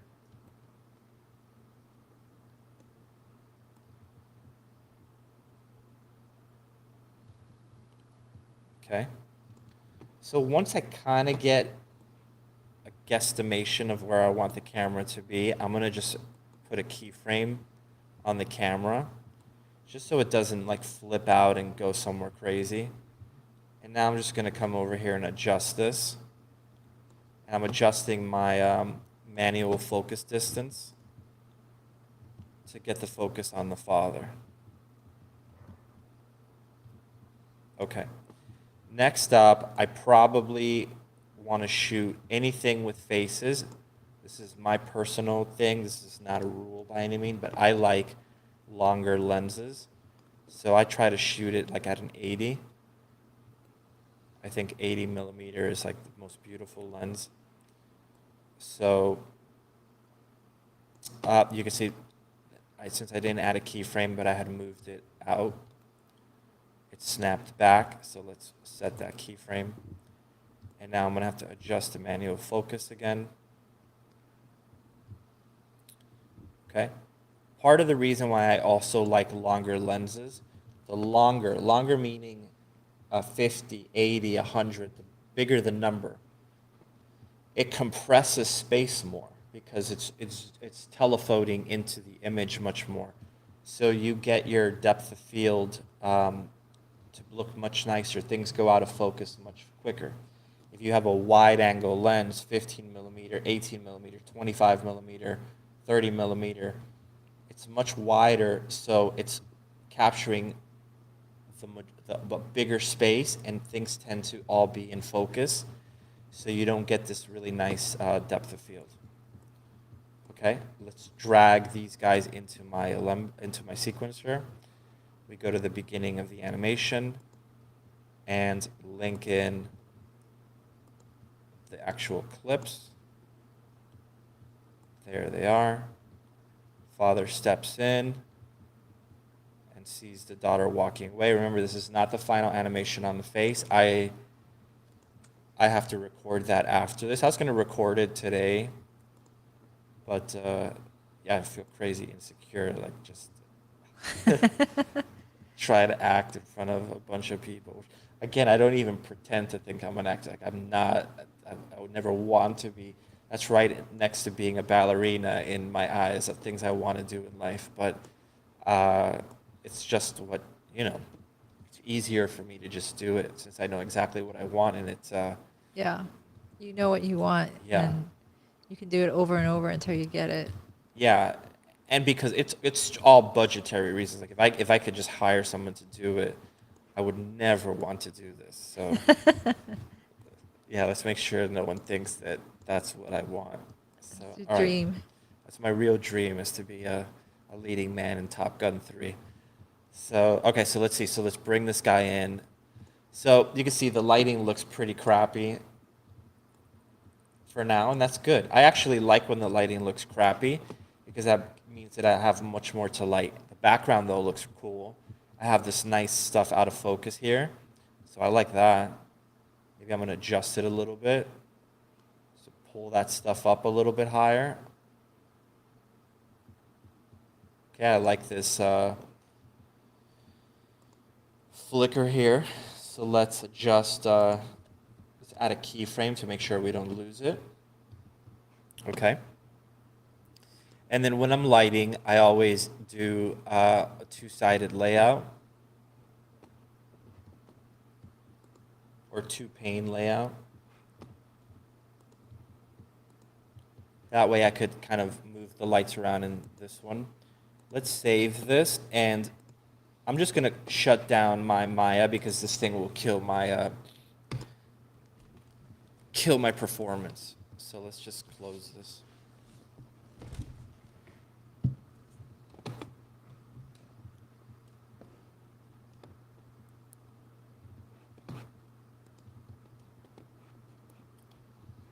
Okay.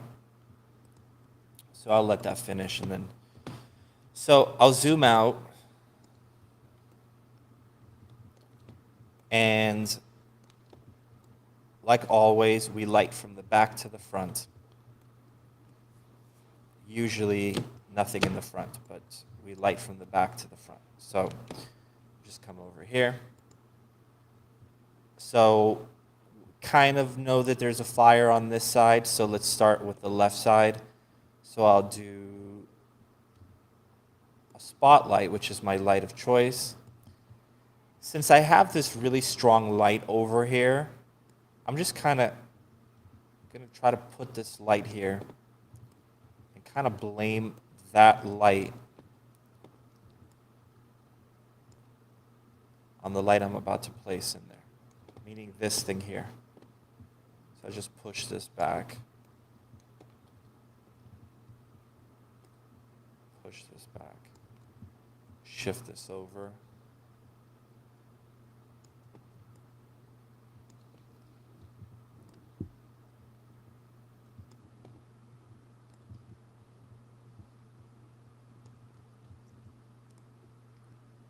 So coming from behind, I'm going to increase the intensity of the light, which is something I like to do, just make it really like obnoxious at first.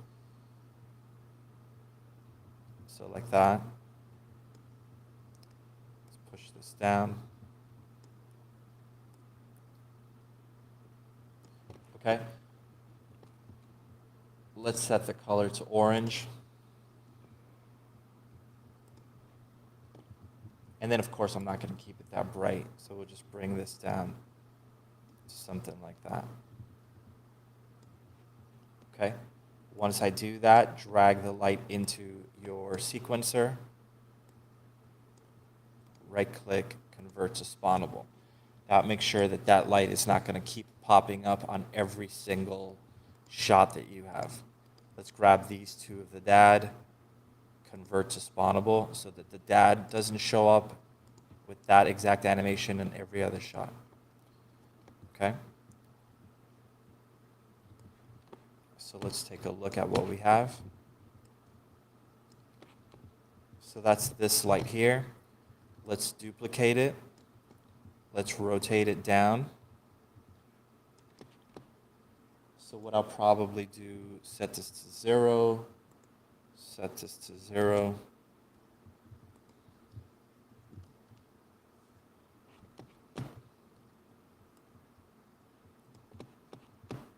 Let's set this to -90.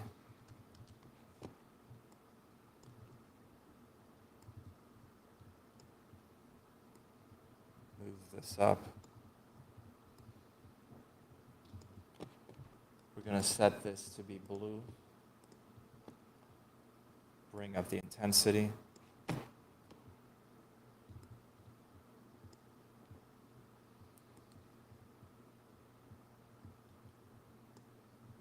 The tough thing is going to be that we have this mask casting a huge shadow on the father's face. So I'm going to try to keep more of that shadow. I do like that. Let's drag that light into our sequencer, convert to spawnable again. So that way that light doesn't just appear on the next shot. I'm going to play with something real quick. I'm going to go back to this orange light, and I'm going to see if this works or not. I'm going to go to my volumetrics. I'm just going to bring this up. I just want to see what it's doing. And again, I usually go way too overboard just to get an idea. Let's go to 0.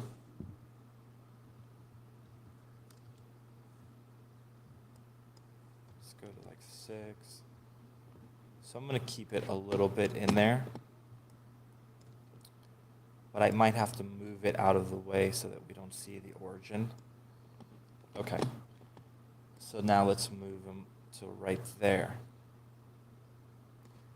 All right, so let's grab that light, duplicate it, rotate it.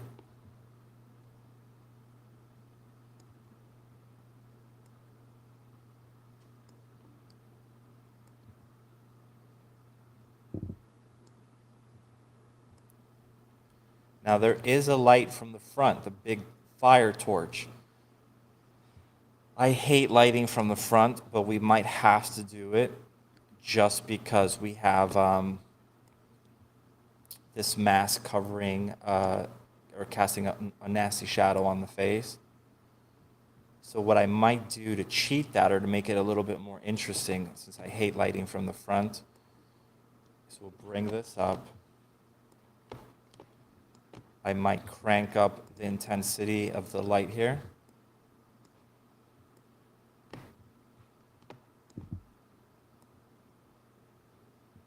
Something like that, which is actually, again, normally I would hate this, but what I'm going to do here that might make it more interesting is I'll just go to my light functions, and I'm going to put a dramatic flicker on it. And then I might not be so opposed to it. because it's coming in and out of shadow.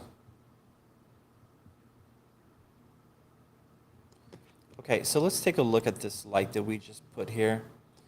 And I'm going to try to narrow the beam a little bit. Let me see.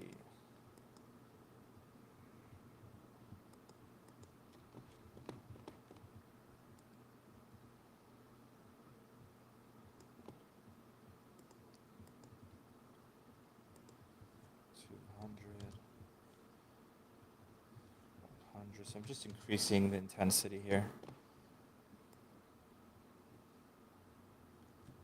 But I do almost wish this guy was coming in from a shadow a little bit. So maybe what I'm going to try, it might not work, is I might just come over here to, let me see what I could do. I'm going to try to grab a plane.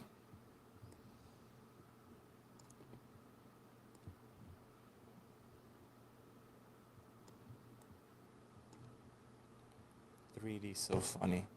I totally thought it was right on top of him. So let's just grab this.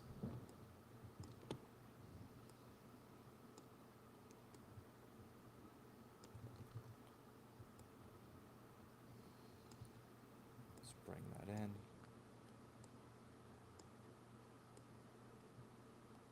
Okay.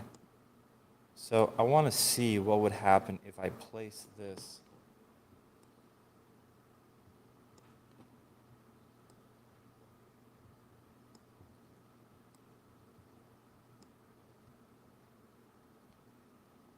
right over there.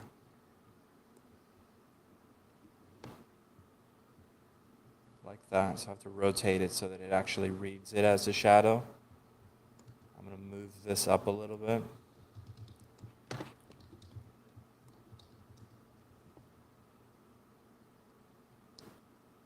Okay, so right there,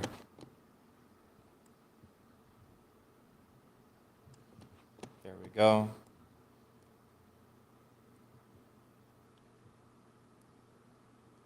And he walks into the light.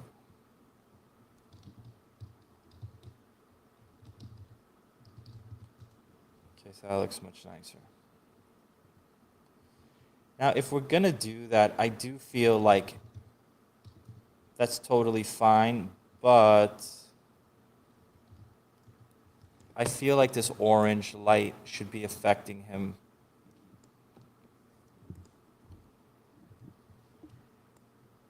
Even here, and I don't feel like it is. So what I might do, I might duplicate a light.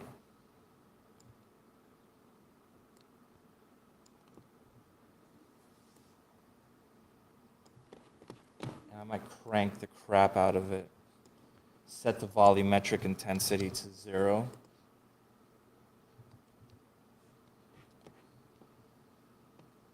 And just really have this like rim light him.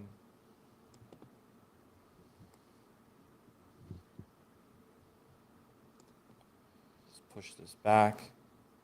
That pulls them out of the background much more.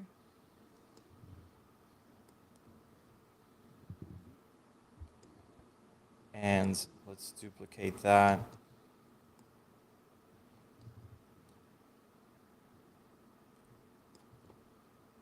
We're having some depth of field issues there. So we'll have to address those. I'm going to make sure that all of these lights that I'm playing with are converted to spawnable.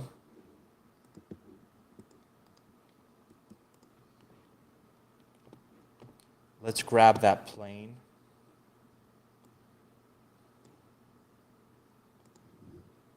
Convert that to spawnable. We don't want a plane just floating on every shot. Let's save this. Let's play it.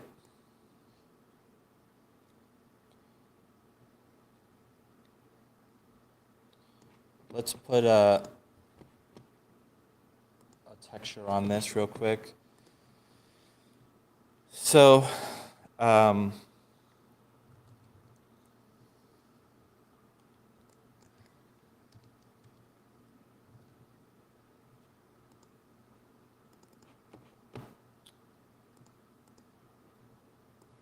just throw that shader on there for now.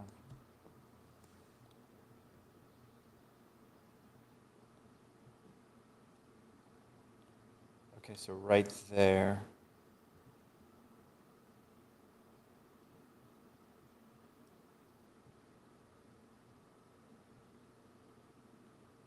I don't know, I think it might be too strong, these rim lights. Let's try something real quick. So we'll go into our camera here. We'll go to our first frame. And I just don't like this edge blowout that I'm getting there. So what I'm gonna do is I'll set my manual focus distance. I'm just gonna try to dial it.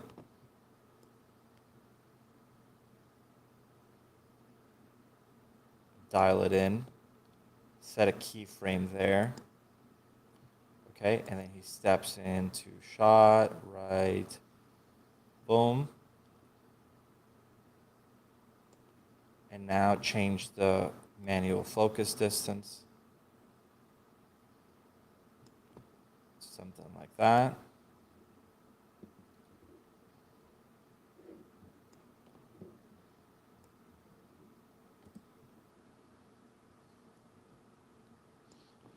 There we go.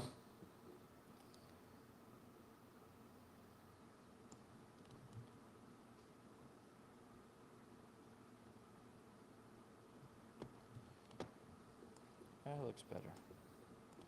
I do want some more warmth in there, though. Not warmth, some more cools in there.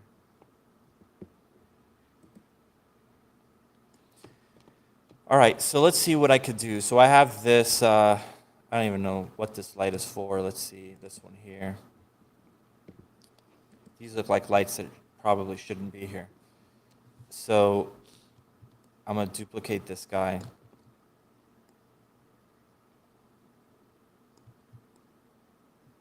Kind of hit him like with a bluish bounce.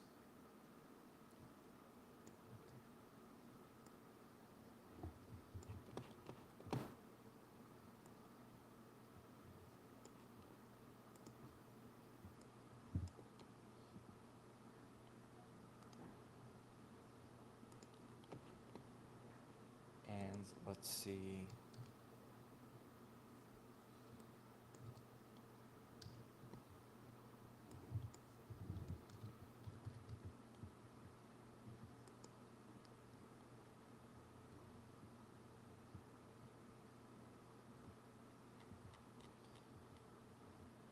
This light is not really reading very clearly. Okay, so I might just, I don't know what's going on with this light, so let me just create another one.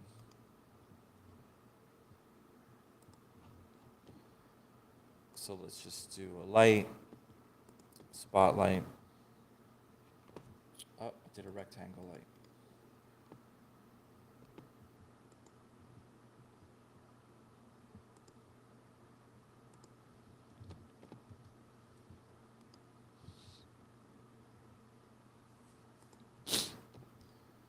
So let's do our light, spotlight. Rotate it.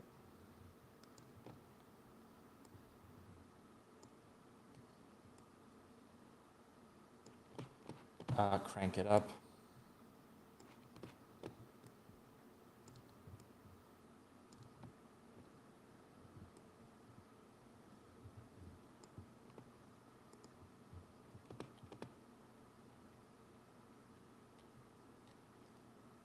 Let's find it.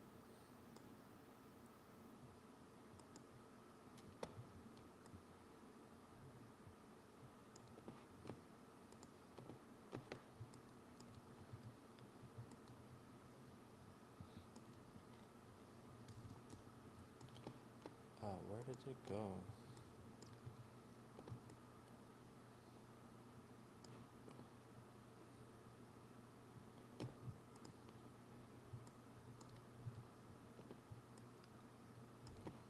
Right, so I have to figure out where that light is, but just to speed things up, I'm just gonna.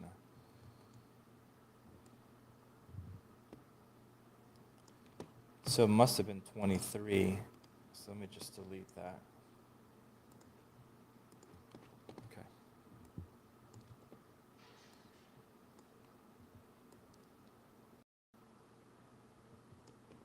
Okay.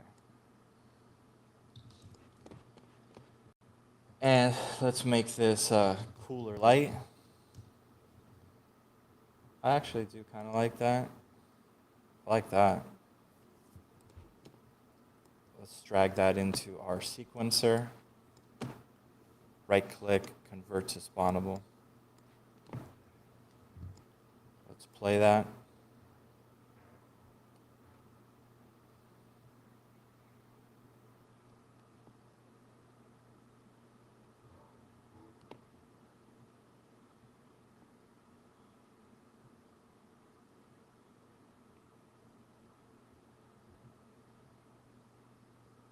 Okay. If I blur my eyes a little bit, the values between this area here and this area here are very similar. So what I might do, I might just duplicate this light here, point it away, go to volumetrics.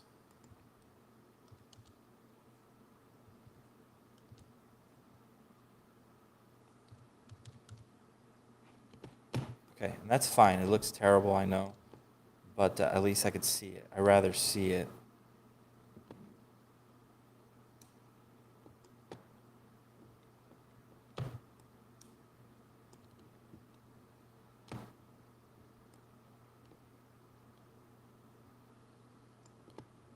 Okay, so let's just bring that in like that.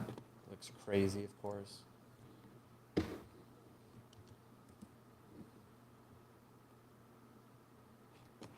But the values start getting more separation, which is what I really want. Let's go to our attenuation radius and have it just kind of be on that one side.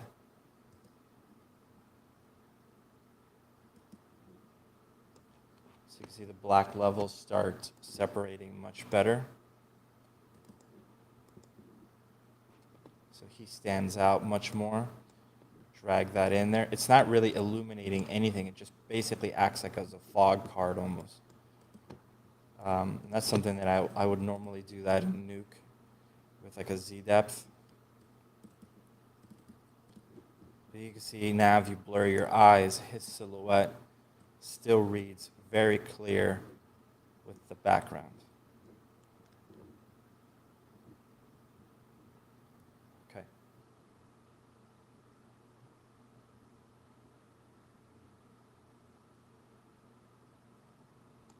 So that's looking much better. Let's take a look at what else we could do.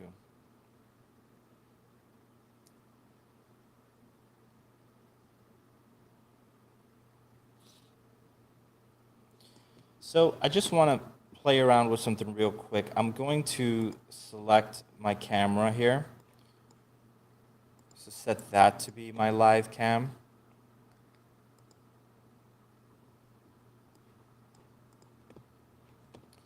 I just want to just rotate around just a little bit. I just want to see what I have. And I think that was a good angle. So let's just go back to that. Steps into the shot. Boom. I like it. Now, one thing I might want to try to do, I think this was the light that had the really strong volumetric. Let's just try something. Might not work. I just want to see. What if we made it cooler? What do you think, Tran? This one? Or this one? Do it again.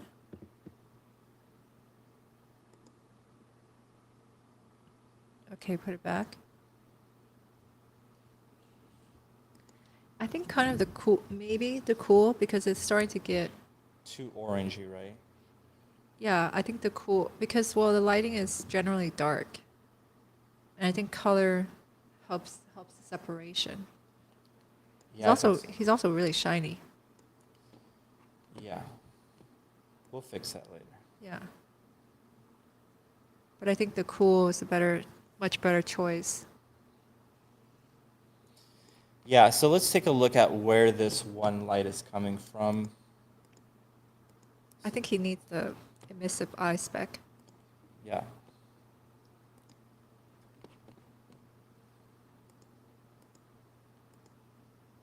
So this one might be a little too intense. Might dial that down to something like that.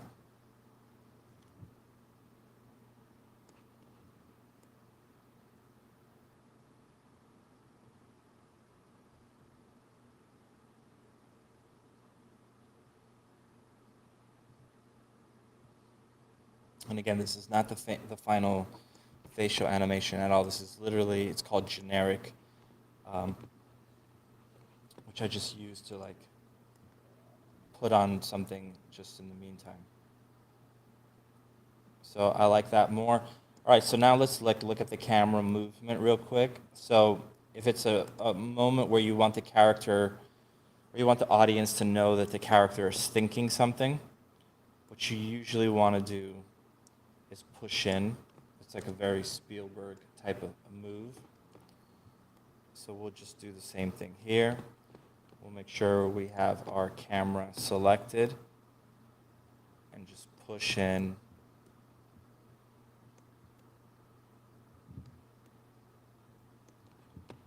And we'll add a keyframe there.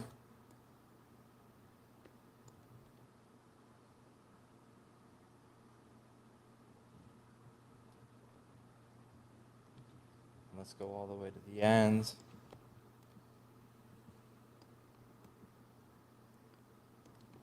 And add one last keyframe.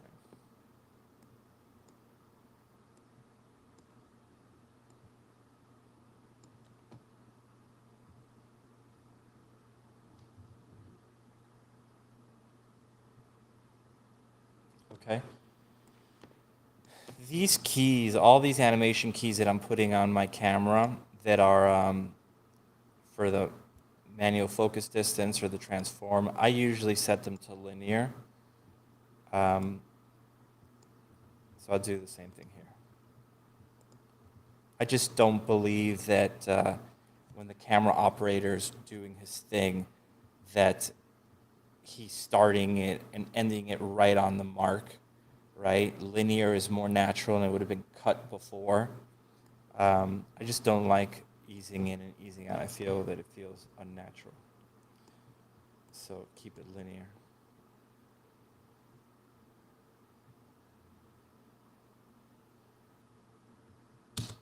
And that looks pretty cool.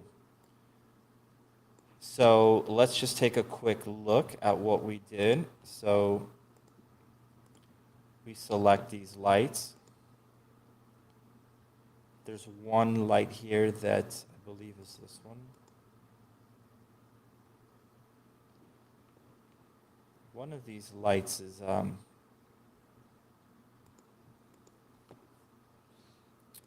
not being included in here yet. Let's take a look. Is it this one with the light function? Yeah, so that one there. Convert to spawnable. Okay. So this is what we ended up doing today.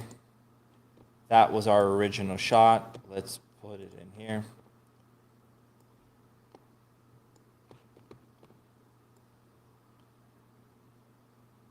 So not very exciting.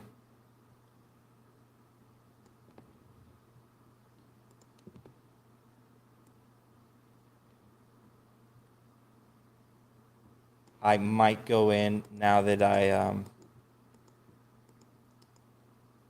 added so much to the volumetric and get rid of all the volumetrics on everything else. So let's just do that real quick.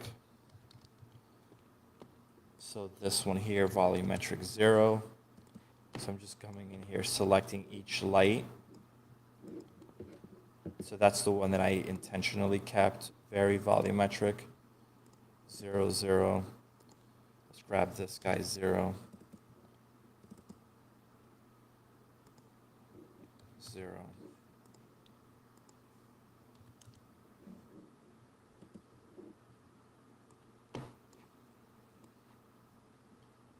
Maybe one of those was actually okay. So let's just take a look. Yeah, I think some of those were actually fine. So I like that one there. Let's keep that one.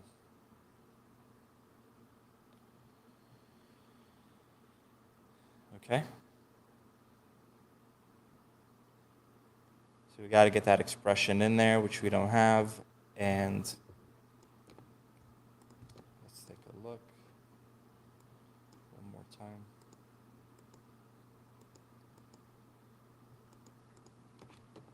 And let's save this. So let's see if there's any questions. So yes, cool version. Okay, cool. So I'm glad you guys like that.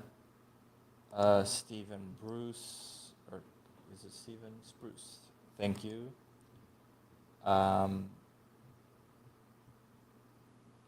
Yeah, so that's it for now. Does anybody have any questions before I log out, or do you want me to show anything? One thing I might do, I might grab some of these candles, and even though it's totally cheating, I might move them up over here and get some more candles. If you guys want to follow our work, you can follow us on Instagram at half-empty studios, half Miguel, half Tran. And we're pessimistic bastards, so we're half empty. So, yes. But yeah, if you want to follow us on there. And yeah, thank you guys for tuning in again and for being patient while we load up Alembic files. Okay? This was super cool. Thank you so much. Lord Salad Ass, I love the name. Thank Okay. you. Oh, there's Ty. Thank you, Ty and Alex. Thank you. Sir. This is all because of him, so thank him always. And Gary, good to see you on a live stream. Gary always leaves a comment, and we always appreciate it. I always appreciate it, so thank you, Gary. If we make T-shirts for this, I'll make sure to send you one for being the most loyal fan. So, all right, guys. So thank you so much, and you guys have a good weekend. Bye. Talk soon. Bye bye. Oh, let me put this.